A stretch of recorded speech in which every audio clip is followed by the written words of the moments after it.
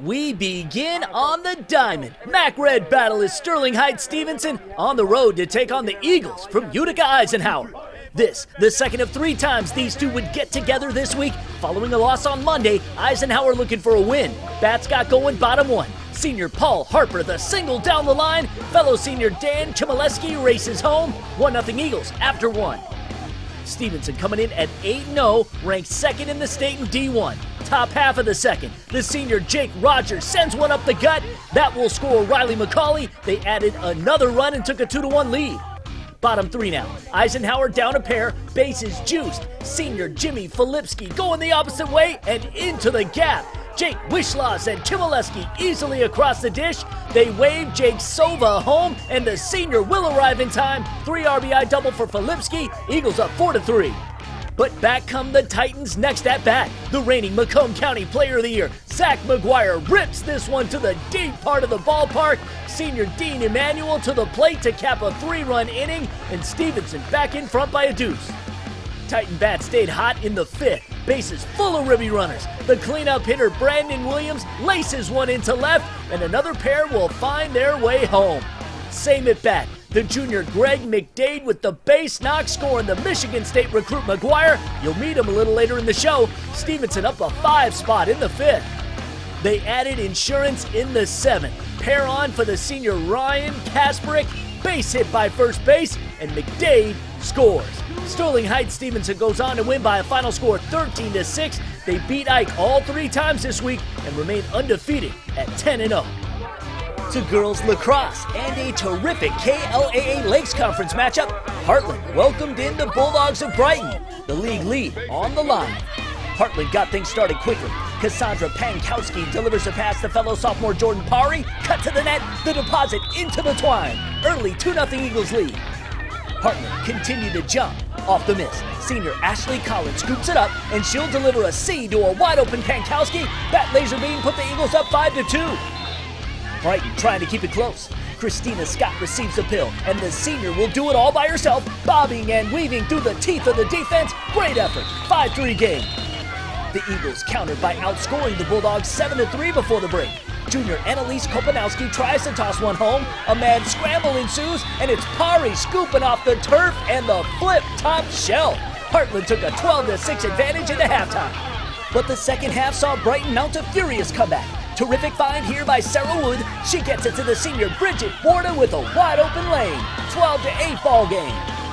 Dogs far from done. Warda continuing to close the gap. A no-doubter penalty throw, and all of a sudden Brighton was within 2. Heartland unbeaten in conference play. Just minutes left. The Lawrence Tech commit Ashley Collins providing the padding the Eagles needed. The wrister put the home team up 15-13. Closing seconds. Brighton within 1 and one last chance to tie this one up, but Heartland senior goaltender Brooke Eicher comes up with the huge save. Heartland celebrates as they pull off another big win. They hand Brighton their first conference loss and now stand alone atop the standings. 15-14 your final.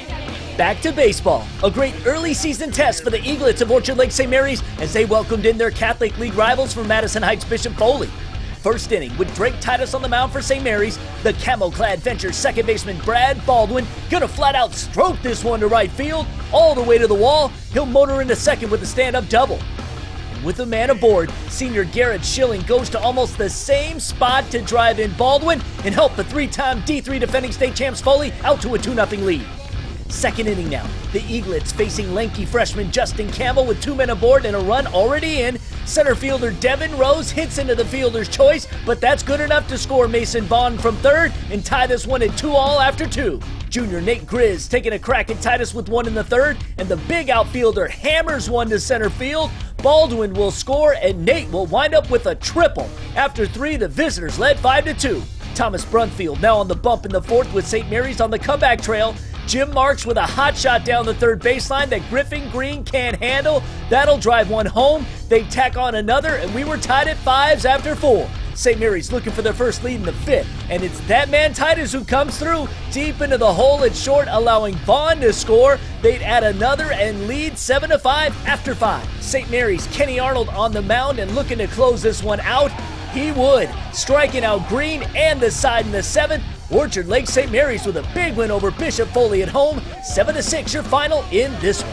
Let's finish up on the soccer pitch for an OAA Red matchup as Rochester Hills Stoney Creek went on the road to take on the Red Hawks from Troy, Athens. Stoney Creek in blue had their chances early in the first half. Jamison Midgley with the feed to Maria Zandy. She gets a good look, but Athens netminder Amanda Harris the diving save. But the Cougars would respond just a few minutes later off the throw-in. The junior Courtney Solik boots it into the far corner. That's pretty. Her second goal of the season, 1-0 Stoney Creek. The Cougars looking to increase their lead, but Harris did her best to keep Athens in the contest. Here Midgley with the rising shot, and Harris the punch over top.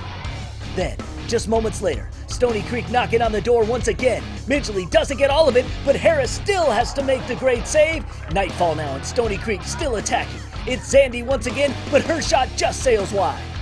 Too much Cougars on this night. The junior Midgley not going to be denied this time. She finds the back of the net. The Butler recruits 6th goal on the campaign. Stoney Creek now up a pair. Athens fails to clear. Madison Schubach right there to go upstairs. Her 5th goal of the campaign. Stoney Creek goalie Haley Michael records her 22nd career shutout. The Cougars go on to win 3-0. They remain undefeated at 5-0. The high school highlights are presented by Metro PCS. Wireless for all